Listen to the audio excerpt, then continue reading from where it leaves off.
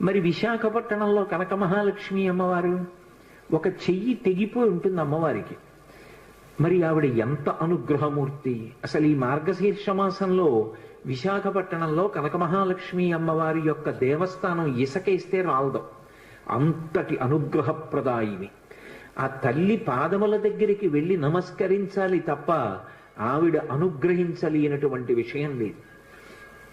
ఈ మధ్య కాకినాడలో నాకు అత్యంత ప్రాణ సమానమైనటువంటి మిత్రుడు, అతన్ని గుండె ఆపరేషన్ చేయడానికి థియేటర్లోకి తీసుకెళ్లారు అని చెప్పి డాక్టర్ గారు నాకు నా ఫోన్కి మెసేజ్ పెడితే, ఆయన్ని రక్షించుకోవడం నా చేతిలో ఉంటుందా? ఆ పరదేవత రక్షించాలి. పసుపు నీళ్లతో కనక మహాలక్ష్మి అమ్మవారికి అభిషేకం చేశా సమయంలో. తిరిగి వచ్చాను, శుభవార్త విన్నాను.